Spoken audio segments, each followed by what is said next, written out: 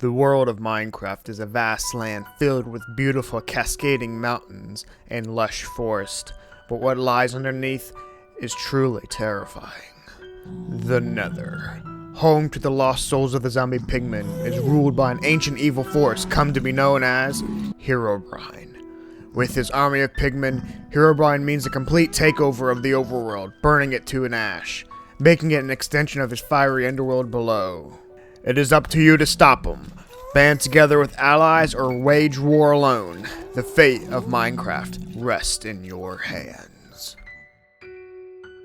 Legend 7.0 adds several new mobs into the game, both in the overworld and the Nether. The first is the Husk, a variant of the zombie from later versions of Minecraft that spawns in the deserts. Unlike zombies, Husks do not burn in the daylight, and also give a hunger effect when attacking, starving the player. Second is the Stray, another addition from later versions of the game. Stray are Arctic variants of skeletons that only spawn in frozen, ice, or snowy biomes. What makes Strays more deadly than their warmer cousins is their ability to shoot slowness-tipped arrows, greatly decreasing the player's movement speed when in combat. They also give this effect when in melee combat if disarmed. Moving to the vast oceans, we encounter the Drowned, usually undead pirates or fishermen who met their untimely demise at sea. These underwater zombie variants are much stronger than their land counterparts, dealing 11 damage per hit. During the day, they are indifferent to the player's presence, so long as they stay out of the water. The Drowned usually stick to the bottom of the oceans and riverbeds, but at night, they rise up, ready to claim more souls for the sea.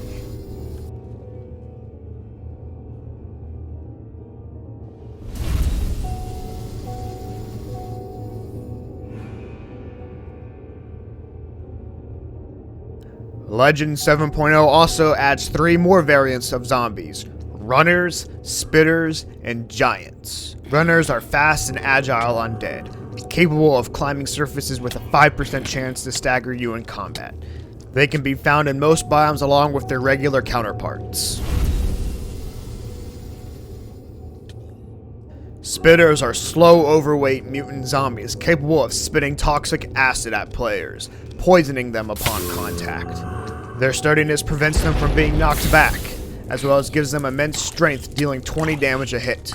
They can be found roaming the swamps, jungles, roofed forests, and mushroom islands.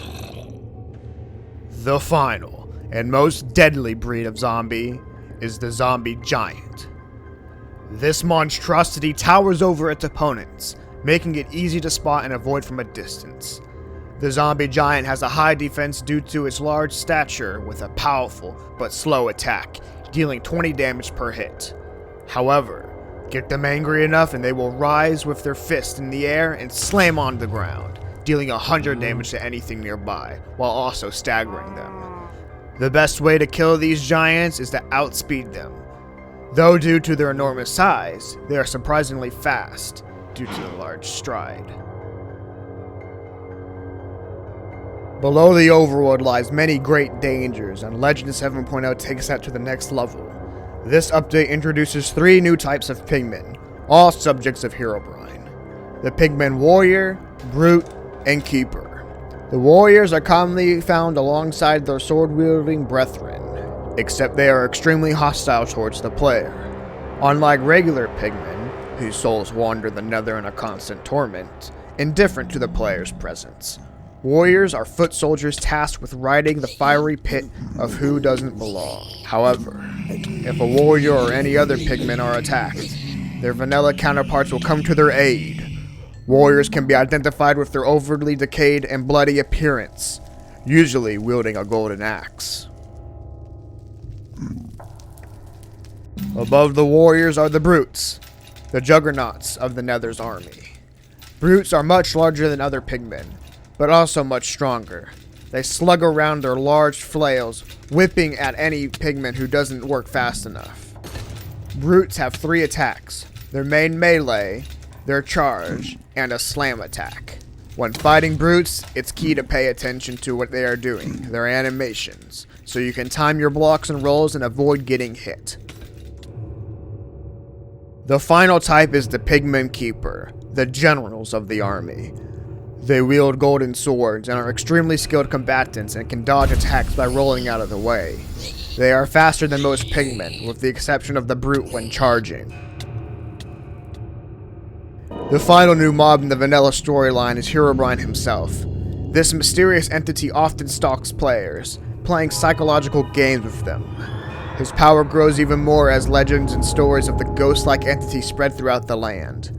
With enough preparation and willpower, he can be overtaken and trapped. If a player builds a shrine to Herobrine, which consists of 9 nether brick blocks placed next to another, forming a 3x3 square, with a soul catcher on top forming a pyramid shape and surrounding it with blood. To get the blood item, you must craft the sacrificial dagger. Once you have the dagger, you can hit someone to get blood, or hold right-click to cut yourself. Upon igniting it, he'll be summoned. Upon summoning, the player will engage in a boss battle with the all-powerful Herobrine, and if successful, will have seemingly saved the overworld from its destruction. For now.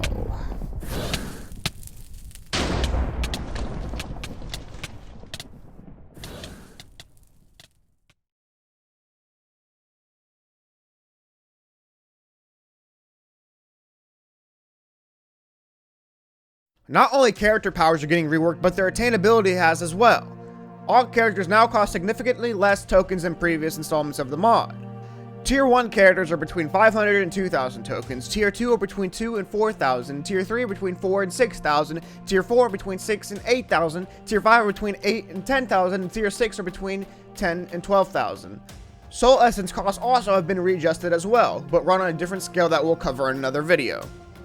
Not only have the costs been readjusted, but that means the effect token looting amount has as well. The amount of tokens you receive are no longer based on the tier of suit you're wearing, but on the tier of mob you are fighting, or the ore you are melting or mining. This means fighting a zombie as Superman will no longer yield more tokens than fighting one as Batman. However, fighting a zombie will yield more tokens than fighting a spider, as zombies are a tier above them. The list of mob tiers are as follows. I've only included mobs that are considered in the base vanilla storyline, as mobs featured in specific packs are still being slightly rebalanced and not 100% complete.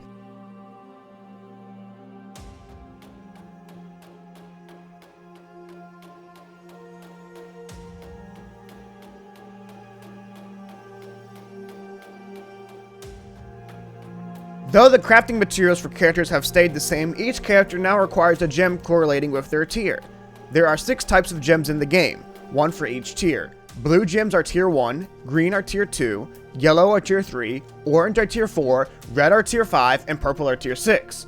For example, Superman is a tier 5, so he requires a red gem in order to craft. These gems are obtained through killing mobs. Upon killing a mob, there's a 3% chance it will drop its gem or 2 tiers below it. For instance, upon killing a tier 4 mob, you'll have a 3% chance to get either a tier 2, 3, or 4 gem, while killing a tier 5 mob will either give you a tier 3, 4, or 5 gem. Also, when crafting suits, upon clicking the craft button, there's a 1% chance your suit will become shiny. Shiny suits are a new fun addition added to the game that will slightly change the color of your suit and make it glow.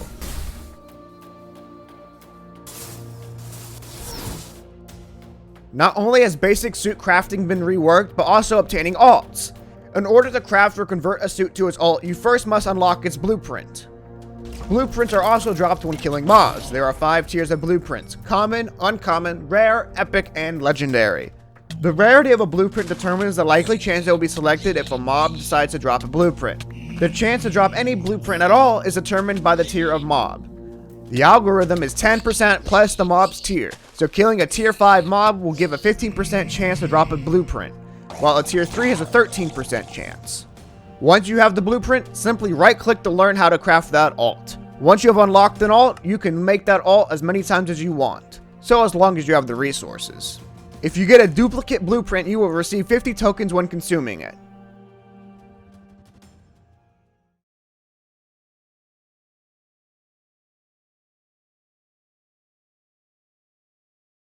Characters no longer start off with all 8 abilities, but instead have to earn skill points to rank them up. Each character has 6 ranks. At rank 1, characters start off with 3 default abilities, with each rank unlocking 1 additional ability. To rank up, you must gain skill points for that character. Skill points are acquired by playing as a character and fighting mobs, with higher tiered mobs giving more skill points upon death. There is a 20% chance a mob will count towards your skill progression once slain. To see how many skill points you've gained for the character you're playing as, go into the portable modular device and click the rank button. This will take you to a new page where you can see your current skill points, how many skill points are needed to rank up, and what the ability you'll learn for each rank. Skill point progression is per character, meaning you will have to level up each character independently. Playing as Iron Man won't count towards your progression of Thor. Character ranks can be disabled per world via the bypass character ranks game rule. Note, if this game rule is enabled, no kills will count towards your skill point progression.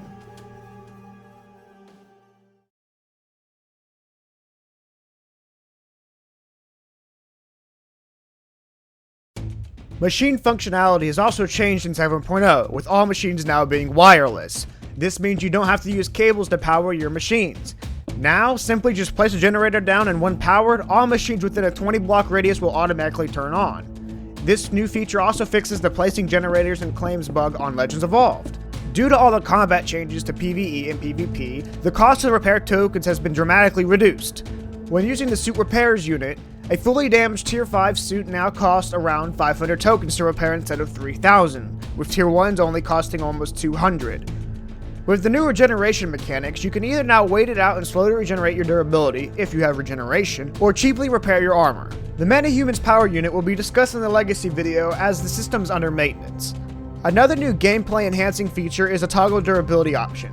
By assigning and pressing the new key called Toggle Durability key, your durability will appear above your cracks. Press again to disable the visual.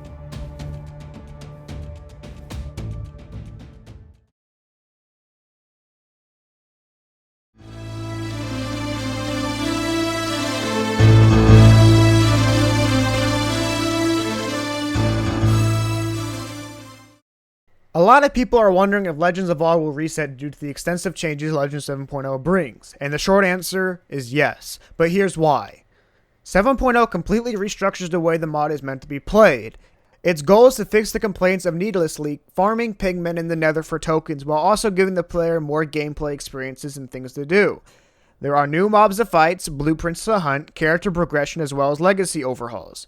Though 7.0 may not crash outright on pre-existing worlds, its balancing is completely different from all previous versions of the mod. All its core gameplay mechanics will be completely overlooked if you are in a world where you almost have everything. Which is why even if you don't play on the official server, say you play on single player or another server, we recommend that you give it a fresh start. Although the server is being reset, we will be upgrading its processing power to try to make 7.0's launch even smoother. It won't be the same world or same cities just wiped, but completely new maps for a fresh experience to accompany the new gameplay changes we hope you are all looking forward to. Now I'm going to take some time to answer some common questions people might have. 1. Will I still have my donator rank? Yes, everyone will still have whichever rank they currently have. This isn't a new server, it's just a complete reset. However, ranks will be rebalanced in accordance with the mod's changes. Will my suits transfer? Unfortunately, no. Due to the drastic changes, we will not be giving suits back. Neither suits made in-game or donated will be given back. Some people have noticed that I took the suits off the market, and this is the reason. We wanted to prevent people from buying suits just for them to be reset. Suits will remain off the store even after the reset. We will instead be putting up random blueprints on the store as we feel as this is a much less pay-to-win system.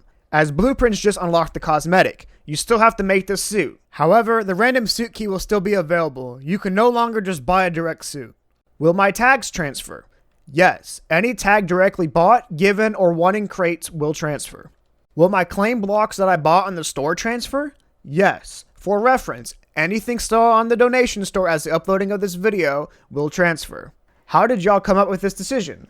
Well, there were one of 3 options we could have done. Option 1. Keep the same world, but have a high possibility for unknown bugs. 7.0 works with worlds created in Legend 6.0 on the surface, but we can't promise that there won't be bugs in the transfer due to all the mechanic overhauls. Also, most players active and inactive already have everything, or at least everything they want, so they wouldn't be experiencing any of the new gameplay mechanics as intended. Option 2. Have 2 servers. We could have 2 Legend servers as we did for Superheroes Unlimited 4.0 and 5.0, however, this option presents a financial issue, resulting in an even bigger reset in terms of new ranks and such. It would force us to create new ranks or at the very least void any transactions to 7.0, as the second server would have to generate its own income and sustain itself without aid of the first. You could also run into the possibility of splitting communities, with half the players on 6.0 and half on 7.0, which would result in both servers only partially financially sustaining themselves. By just resetting the current server, we can ensure that everyone will still keep their ranks and tags, and those who want to continue to play on the server are all in one place. Option 3. Reset the current world. We felt like this was the best option of what to do. Tayo and I have had many arguments on how to handle this, and we felt like this was the best option. By resetting all the worlds, we can ensure that people keep their ranks, tags, and bot claim blocks, and would experience 7.0 as intended. The disadvantage of this option is that everyone's progression and belongings are reset, but if 7.0's main focus is to change the nature of which those systems work, it just doesn't make sense to keep everyone at the end game. Will my in-game money, tokens, credits, and souls stay? No. Again, all worlds are completely being reset, so everyone is starting from scratch. What about cities? For 7.0, we are cutting down on the amount of cities on the server. This is to give room for some of the mod's upcoming dimensions. If you don't know, each planet or world in the Legends mod adds a new dimension. Same for each city. Currently, there are a lot of dimensions loaded on the 6.0 server, so by cutting down on cities, and instead focusing on one larger, more detailed one, we give room for the mod to be able to have more cool places to visit. So is this a new server? No, this is the same server. All we're doing is resetting all the worlds. If it were a completely different server, then there would be new ranks and such. Will bans/punishments carry over? Yes, again, this is not a new server. We really hope you guys can understand where we're coming from. I know it sucks that everyone is being reset, but this is for the best. Again, ranks are safe. Even if you buy a rank now, you will still have it come 7.0. Just remember, ranks will be rebalanced with the new version of the mod, so that means each rank will differ. Anything currently on the donation store will carry over post 7.0. The only thing on the donation store that will not carry over is suits, which is why they have been removed.